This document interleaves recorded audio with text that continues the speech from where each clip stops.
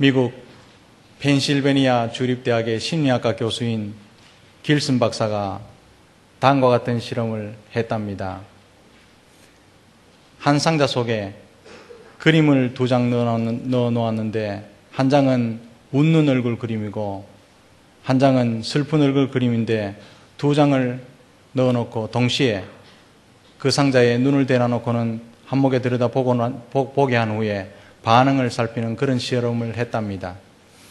그런데 그 상자를 들여다본 사람 중에 반응이 2가지로 나타납니다. 똑같은 그림, 한쪽 눈에는 슬픈 그림이 보이고 한쪽 눈에는 기쁜 웃는 얼굴이 보일 텐데도 어떤 사람은 저 상자 안의 그림은 다 웃는 얼굴이라고 그렇게 말하는 사람이 있는가 하면 어떤 사람은 저 상자 안에 있는 그림은 슬픈 얼굴이라고 그렇게 말하는 사람도 있었답니다.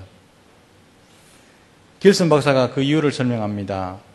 세상 보는 태도가 어느 쪽 그림을 집중해서 보게 하는가 그것을 결정한답니다. 세상 보는 태도가 자기 마음의 상태가 어느 쪽 그림을 집중하게 보게 하는지 심리 상태를 결정한답니다. 우울하거나 항상 부정적인 생각을 갖고 있는 그런 태도를 가지고 있으면 상자 속에 그 얼굴 중에 슬픈 얼굴에 초점이 맞춰지면서 그 얼굴을 집중해서 보게 된답니다. 그러나 반대로 기쁘고 긍정적인 태도를 가지고 있으면 항상 웃는 얼굴에 초점을 맞추고 저 상자 안에 있는 그림은 웃는 얼굴입니다. 그렇게 하게 되어 있답니다. 여러분 집에 가셔서 한번 실험해 보십시오.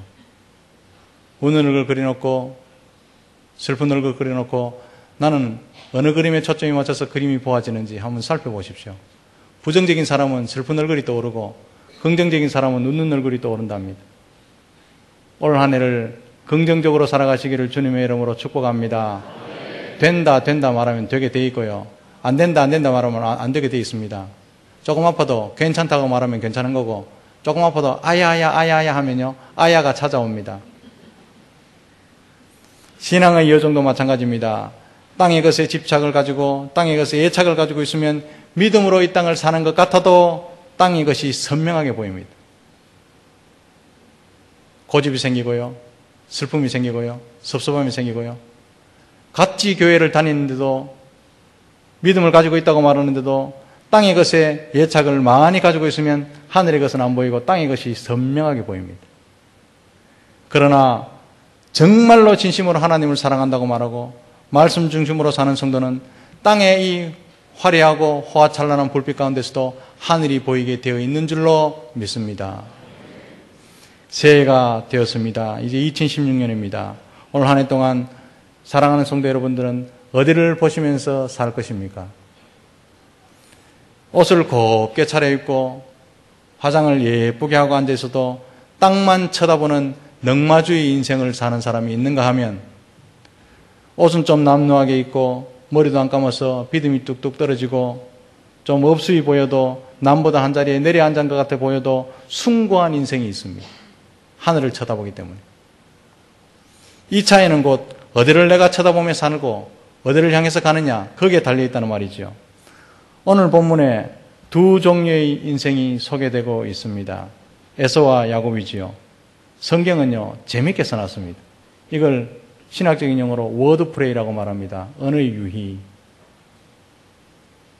2 인생을 읽는 독자들에게 한번 비교해 보랍니다. 둘 다 무언가를 보고 삽니다. 참 재밌게 기록해 하셨는데 에서부터 볼까요? 6절에 보면 에서가 본즉 이렇게 되어 있죠. 7절에 보면 또 일어났는데 한마디가 생략되어 있습니다. 원어 성경에는요 또 본즉입니다. 6절에 에서가 본즉, 7절에 또 본즉, 8절에 또 본즉 3번이 기록되어 있죠. 야곱 한번 볼까요? 12절에 야곱이 꿈에 본즉, 12절 하반절 말씀에 또 본즉, 13절 말씀에 또 본즉 3번이 똑같이 기록되어 있습니다. 에서도 본즉, 또 본즉, 또 본즉. 야곱도 꿈에 본즉, 또 본즉, 또 본즉. 3번 똑같이 데칼코마니처럼 딱 기록되어 있습니다. 이 말은요, 그냥 읽지 말고 비교하면서 읽으라. 그런 말씀이지요. 2명이 다 보고 있습니다. 문제는요, 어디를 보느냐에 따라서 자신의 인생뿐만 아니라 후생의 인생, 후손의 인생까지 통째로 바뀌어버립니다. 에서는 눈을 들어서 눈이 있다고 보긴 보는데 늘 땅만 보고 삽니다. 6절 말씀에 보면 아버지가 동생을 축복하고 아내를 구하러 보내는 것을 구경하고 서 있습니다. 옆만 보는 거죠.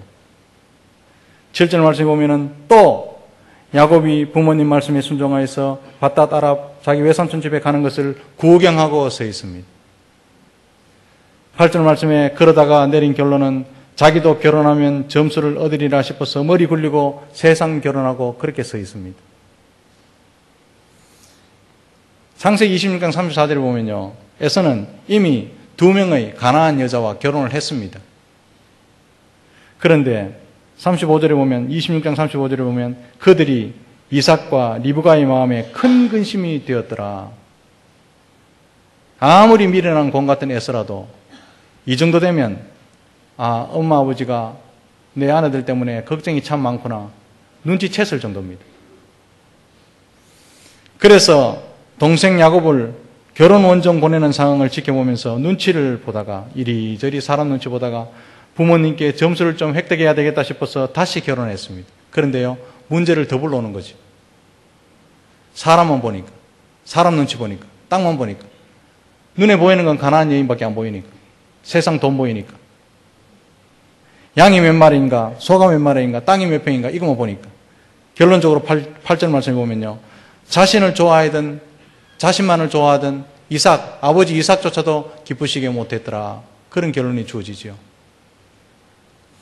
족장시대 족장, 자기 아버지지만 족장이잖아요. 이 족장은 굉장한 인물입니다. 선지자이기도 하고 저장된 말씀이기도 합니다. 족장을 통해서 하나님께서 말씀을 베푸시고 족장을 통해서 하나님 나라를 운영해 나가시는 족장은 굉장한 사람이지요. 그러므로 자기 아버지를 기쁘시게 해드리지 못했다는 것은 영적으로 보면 하나님을 기쁘시게 해드리지 못하는 삶을 살았다. 이 말과 똑같습니다. 왜 그렇습니까? 믿음을 저버렸기 때문이죠. 그 당시에 지구 땅에서 유일한 교회는 이삭의 집안입니다. 그러면요, 믿음을 간직해야죠. 그런데 에서는 믿음을 저버렸기 때문이고 내내 땅만 보고 삽니다. 사냥하러 쫓아다니고 양이 몇 마리인가 세고 다니고 가난한 여인이나 보고 쫓아다니고 그것이 보는 게 전부입니다. 그러니까 아버지가 기쁘시게 못하고 아버지가 기쁘지 않고요, 하나님 기쁘시지 않죠. 결국 에서 족속은 약속의 땅에서 밀려나는 불운을 겪습니다. 더 나아가서는요, 나중에 이 에서 족속은 어디에 사는지 지금은 흔적조차 없습니다. 야곱 족속은 2000년 동안 나라 없이 떠돌아다녀도 다시 모여가 이스라엘 나라를 세우잖아요. 그런데 에서 족속은 이렇게 철저하게 망하지도 않았는데 에돔 족속은 어디 있는지 줄기를 찾아볼 수 없습니다. 에서는 미담의 집안에서 자라난 교회에서 자라난 유일한 장손이지만 영적이지 못했다는 것입니다. 장남입니다. 에서는. 왜냐하면 평소에 바라보며 동경하는 것이 전부 세상적이었기 때문에 그런 거죠. 세상이 좋은 거죠. 하나님보다는 사냥하러 쫓아다니는 게 좋은 거죠. 교회 예배 드리기보다는요, 바야이들 만나가 물건 팔아먹는 게 좋은 거죠. 주일이 되었는데도 장사하는 재미가 있어서 문을 여는 거죠. 그게 에서였습니다. 지금 당장 장사해갖고 돈은 벌릴 줄 몰라도 결국은요, 그 집안은 후손이 통째로 바뀔 집안이지요. 그게요, 에서 집안입니다. 에서는 아버지의 재산을 다 차지했습니다. 가나안 땅에 머물러 있었긴 있었습니다. 출발은 야곱보다 좋았습니다. 그 나중은요, 야곱은 존재하는데 에서는 없습니다. 사랑하는 성도 여러분, 보아도 땅을 보지 말고 하늘을 보며 사시기를 주님의 이름으로 축복합니다. 자녀들 교육시킬 때요, 주일날 문 열려면 노예들이나 주일날 장사합니다. 출애굽시키지 않았고 제4계명이 뭡니까? 안식일을 기억하여 거룩히 지키라. 이 말이 무슨 말입니까? 노예에게는 안식이 없어요. 자유인들만 쉬는 것이 안식이죠. 너희는 더 이상 노예가 아니다. 이걸 가르쳐주기 위해서 4계명 안식일을 기억하여 거룩히 지키라. 일하지 마라. 네가 일하면 짐승도 모시고 네 종들도 모신다. 네가 쉬어야 다 쉰다. 자유인이라는 자부심을 주기 위해서 안식일을 기억하여 지키라는데 요즘은요, 스스로 노예가 됩니다. 스스로 노예가 돼요. 왜 그렇습니까? 땅이 좋거든요. 늘 보이는 돈이 좋고요. 돈만 있으면 양반이 될 것 같고, 돈만 있으면 집안이 일어날 것 같고, 전부 계산을 그리 하니까 애석같이 살아가는 거죠. 집안의 장손인데. 그에 비해서 야곱은 어떻습니까? 하늘만 바라봅니다. 그런데 이 야곱은 은혜 가운데 사는데요. 지금 하늘 바라보지 않으면 살아갈 수 없는 지경에 몰려 있습니다. 벽 쪽에 몰려 있죠. 도망가고 있습니다. 그러니까 하늘을 바라볼 수밖에요. 오늘 읽었던 본문에 보면 집안에만 있던, 더 심하게 말해서 부뚜막에서만 놀던 야곱은 일생 중에 이때까지 태어나면서 처음으로 야영하는데 얼마나 무서웠겠습니까? 아버지를 떠난 적 없고 엄마를 떠난 적 없었는데 지금 밖에서 자는데 여우 소리가 들리고 사자구름 소리가 들리고 늑대 소리가 들리니까 얼마나 무섭겠습니까? 그래서요, 하나님만 바라보는 겁니다. 위기가 축복이 되는 거죠. 하나님 외에는 그를 지켜줄 사람 아무도 없습니다. 이런 허허벌판에 광야에 떨어뜨려 놨을 때 하나님만 찾으면 그것이 축복의 기회가 될 줄로 믿으시기 바랍니다. 사랑하는 성도 여러분, 올 한 해 2016년이 걱정이 되십니까? 2015년보다 더 나아질 것이 없다고 그래 판단하고 앉아 계신 분이 여기 혹시 없습니까? 그것은 오히려 하나님만 바라볼 절호의 기회로 삼으시기를 주님의 이름으로 축복합니다. 그것이 인생의 전환점이 될 줄 믿습니다. 야곱 인생의 전환점이 어디입니까? 쫓겨나갔던 광야입니다. 베델입니다. 베델. 베개가 없어가 돌베개에 베고 나는 그것을 기름 부어 삼아서 하나님 나라 올라가는 기둥으로 삼는 위기가 찬스였죠. 하나님을 바라보는. 이게요, 야곱을 야곱되게 하는 인생의 전환점이었다는 말씀이죠. 야곱은 그 위기의 순간에 12절 말씀에 꿈에 본즉 하늘에 닿은 사다리를 봅니다. 또 본즉 하나님의 사자들이 내리락 오리락 하는 것을 봅니다. 또 본즉 결국 하나님께서 위에 서셔서 자신을 축복하는 모습을 친히 봅니다. 눈을 들어서 위의 것을 바라볼 때, 하나님을 바라보았을 때 축복이 쏟아진다는 사실을 그때 깨달았습니다. 축복은 형이 바라보는 땅에서 오는 것이 아니라 하늘에서 내려오는구나 라는 사실을 깨닫고 한평생의 나침판을 글로 틀은 거죠. 사랑하는 성도 여러분, 여러분을 축복하실 분 위에 계신 하나님이라는 사실을 기억하시기를 바랍니다. 영원한 것은 하나님 하늘밖에 없다, 위의 것밖에 없다는 사실을 기억하시기를 바랍니다. 비록 인간적으로 볼 때 당장은 야곱보다 에서가 좀 더 앞섰다고 생각할 수도 있겠지만 위의 것을 생각하며 하나님을 바라본 야곱이 승리하는 인생을 살았지 않습니까? 끝에 웃는 사람이 진짜 웃는 사람이죠. 하나님께 주신 축복이 야곱의 한평생의 나침판이 되고 위기를 이겨내는 위기를 만날 때마다 위기를 이겨내는 힘이 되었고 후손들이 창대케 되는 것을 목격하고 12지파 12지파를 축복하는 능력이 되었다는 말씀입니다.